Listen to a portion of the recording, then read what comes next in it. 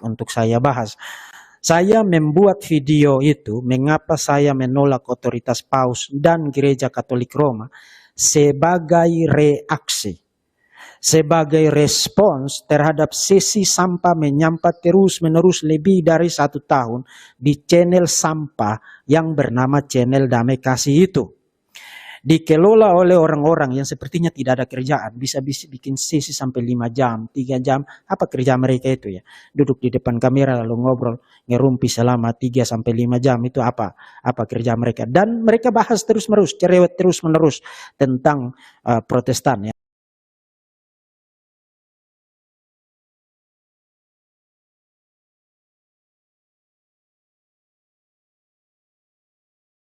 Nah, begitu dibalas, begitu dibahas, begitu diberikan respons balik, mendadak mereka menjadi seperti ayam yang kena itu bawang putih itu, kemudian ngantuk, kemudian sayapnya begini-begini dan menjadi makin kelabakan dan menjadi semakin jumpalitan. Jadi itu penggunaan hak jawab.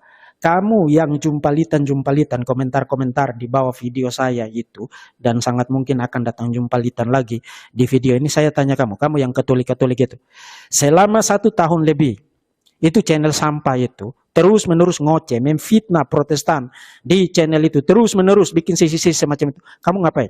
Kamu ada enggak pergi tegur dia? Ada enggak kamu pergi untuk jumpalitan?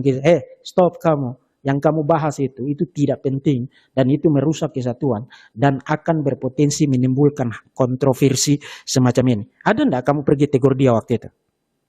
Ada enggak? Atau kamu pergi bersorak ke sana lalu giliran dijawab mendadak kamu menjadi big crying baby yang merengek-rengek seperti boneka pencetan?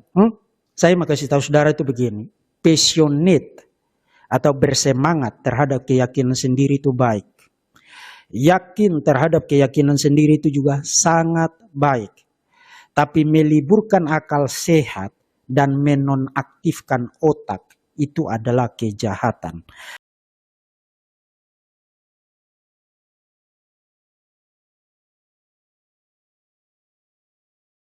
Kembali kita mengulas Dr. Deki Gadas ya, untuk melihat apakah argumentasi-argumentasi yang disampaikannya itu valid sesuai dengan kajian ilmiah dan apakah benar-benar jujur gitu, atau malah sebaliknya, biar kita sebagai umat Katolik tidak terjerumus dalam sebuah penyesatan ya yang dilakukan oleh seorang doktor dari aliran Protestan Calvinis Reform yang seolah-olah itu benar.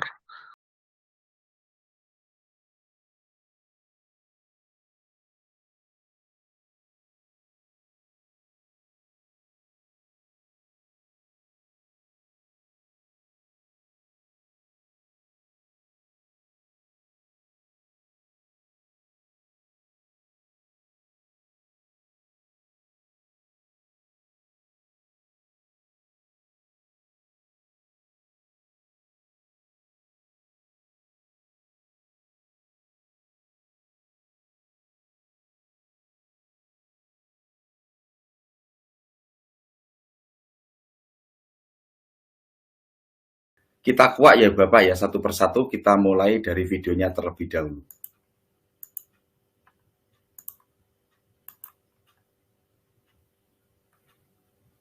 Kristus sebagai Gembala Agung. Jadi Petrus memang tidak pernah memandang dirinya sebagai paus. Tidak pernah memandang dirinya sebagai paus dengan keutamaan dan otoritas seperti yang diklaim di dalam gereja Katolik Roma. Jadi sistem kepausan tidak dikenal bahkan di Roma sampai pada akhir abad pertama.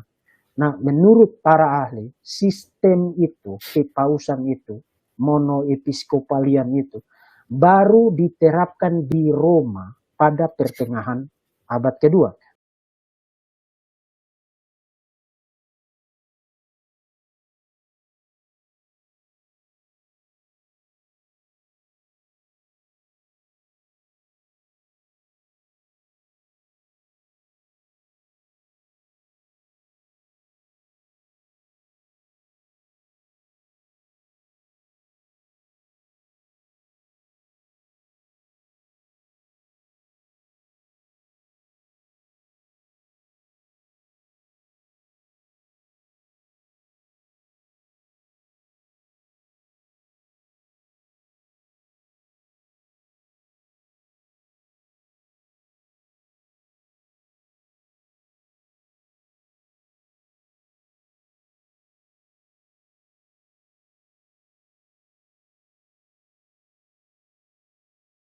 Nah, kalau saudara mau bukti, saya bisa kutip bagi saudara. Seorang profesor of theology, orang Katolik, teolog Katolik, professor of theology di Notre Dame University, mendiang Profesor Richard McBrien.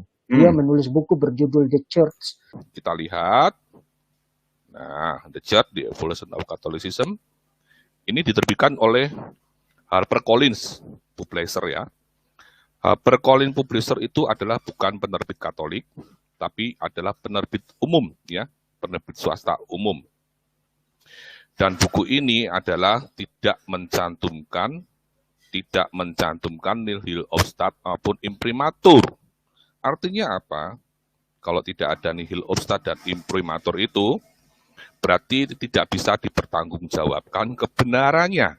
Jadi dia mendukung adanya pentahbisan wanita untuk menjadi imam, dan juga pilihan selibat untuk imam. Jadi dia mengusulkan pandangan untuk imam juga boleh menikah, di samping penggunaan kontrasepsi buatan. Sumber referensi yang diambil oleh Dr. Deki Gadas ini ya tidak kredibel, tidak mempunyai kredibilitas dan ya saya bilang tidak mempunyai kapasitas yang bagus gitu untuk mengajarkan iman gitu. Mau bagaimanapun kita berikan literasi tetap nggak bisa nerima dia. Dia sudah benci sama Katolik, makanya dia ambil anti Katolik.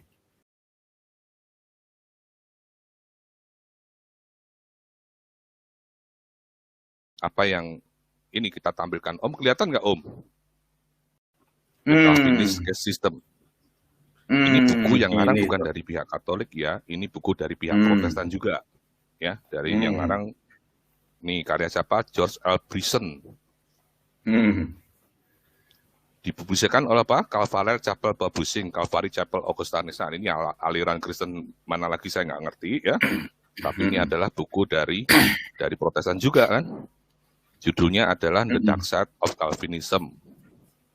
Berarti kemudian, intinya ini orang Protestan, Om, mohon maaf saya potong. Intinya orang Protestan membuat anti Calvini juga ya? Ya, gitu ya? Betul.